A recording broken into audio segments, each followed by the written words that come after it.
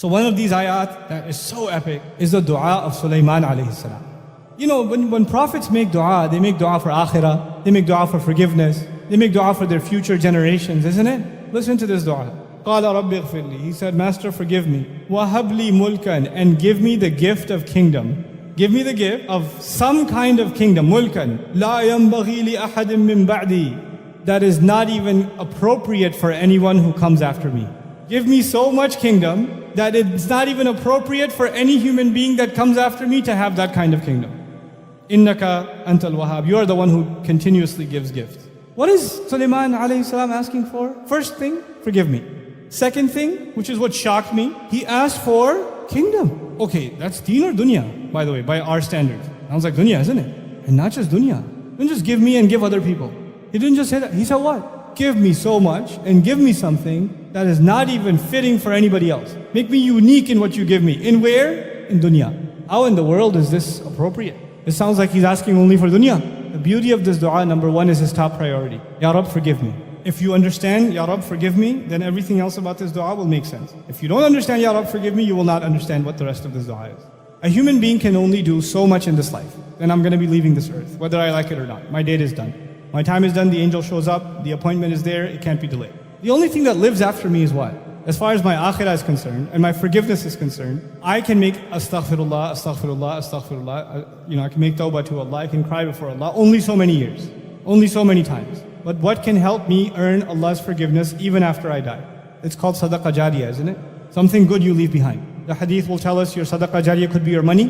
One of the most beautiful forms of sadaqah jariyah is what? Your children, they do good deeds after you, yes? Allah has given different people different blessings. Some people have money, they don't have children. Some people have children and they don't have money. But al-malu wal-banuna zinatul hayati dunya. Money is a part of the beauty of this life. Children are a part of the beauty of this life, isn't it? Now Allah gives certain people certain capabilities and other people other capabilities. If you study the prophets in the Quran, they don't all have the same talents. They have different personalities and they have different special skills. They have different highlights. The thing about Sulaiman A.S., his special ability is governance. He knows how to govern. He knows how to take control. He knows how to even control the rebellion of who? Of Jinn. He can even do that. He has an unusual capability of government and controlling resources and making things, putting things to service. Now, is that a common quality or a very rare quality? The more power you get in government, the more corruption you get. The more absolute authority you have, the more absolute problems you have. Absolute power corrupts absolutely. So one of the greatest kingdoms in human history is the pharaohs. Case in point. Sulaiman A.S. is in a unique position. He has kingdom and he knows how to use it for good. What kind of sadaqah jariyah can he leave behind? Unmatched. He sees an opportunity. His akhirah to be reconciled by the talent that Allah has given him. And the talent Allah has given him is remarkable. He had an incredible, incredible kingdom. An incredible control. Incredible stability in his land.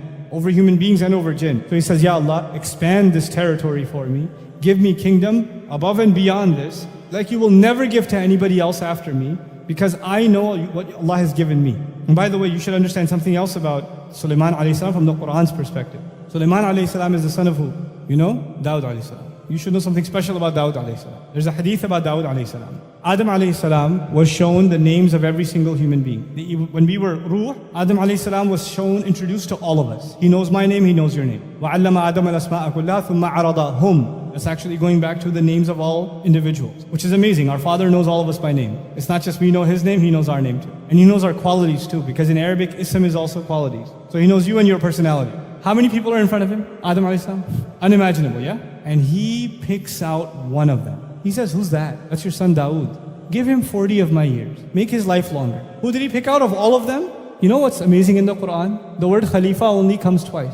It only comes for Adam and it comes for Dawood. That's it. It doesn't come for anybody else. Quran is answering the question that arises from that hadith. The hadith says that Adam a.s. did not pick Ibrahim a.s., didn't pick Nuh a.s., didn't pick Rasulullah a.s., didn't pick anybody else. He picked who? Dawood. Why? Because he sees something in him that he has in common. What is that? Allah has made Adam a.s.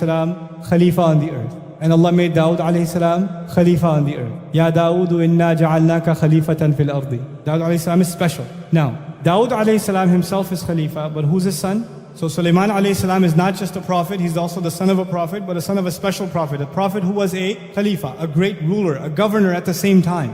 And so his upbringing gives him knowledge of revelation, but also knowledge of how to live by that revelation, not only at the level of an individual and a family and a community, but at the level of entire governance. He's been brought up in that system, even before, even as a child. He's been brought up in that system. And eventually Allah grants him prophethood. So he realizes the value of leaving a legacy behind. He's learned that from his father. And so he understands that he's going to die, but his legacy should live on. The legacy of good that he creates should live on. And Ya Allah, give me something that doesn't even, because he knows his children are not going to get it the same way he got it from his dad. لا ينبغي لأحد من بعدي. Now what does that mean for you and me? You know, some people, they can't handle fame. Some people can't handle money. Some people can't handle a compliment. I've met people who say when I'm making salah and somebody passes by, it messes me up.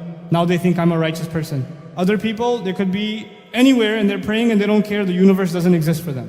Some people have a stronger, thicker skin. Some people have weaker skin. Different people have different weaknesses. Some people have a hard time waking up early in the morning. Doesn't that happen? So the first thing you have to recognize is what is your weakness and what is your strength. And once you find your strength, then you ask Allah to give you and give you and give you in what you have strength, so you can put all of it to the service of Allah's deen, so you can leave a legacy. Ya Allah, if this is not going to mess me up, then give me more of it, because I can put it to work for your deen. Like Uthman radiallahu anhu should be asking for more wealth. He should ask. You know why? Because even after being a millionaire, does the wealth mess him up? No. Someone like a Qarun should not ask for more wealth. Because whatever he has has messed him up enough already.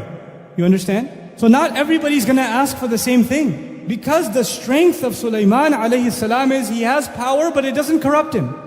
So he asks Allah, give me more and more and more and more and more of power, so I can take all of it and serve what? Your deen. And when you ask Allah, what did Allah do for him?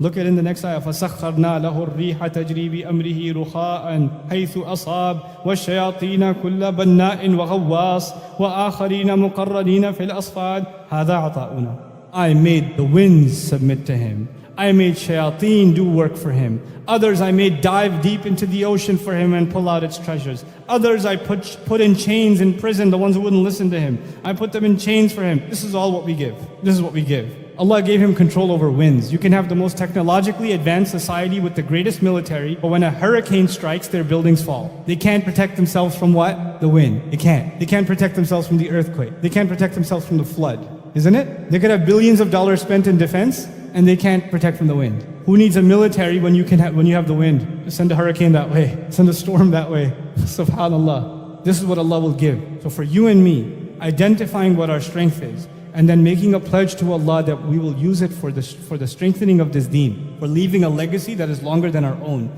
That is perfectly normal. Perfectly normal. That's not asking for dunya. As a matter of fact, even if you benefit from it somewhat, it's fine. Because you take from it what you need, and you give from it what will build your akhirah. Because what was the priority from the very beginning? Rabbi, ighfirli, forgive me. This is all in hopes of earning Allah's forgiveness. No matter how many good deeds I do, they're not going to be enough, so I keep doing good deeds even after I'm dead. That's what I want to do. Every one of you should be thinking like that. Every one of you. What is the strength Allah has given me, and how can I put it to good use, and how can Allah build my talent to make it even better, so I can benefit even more.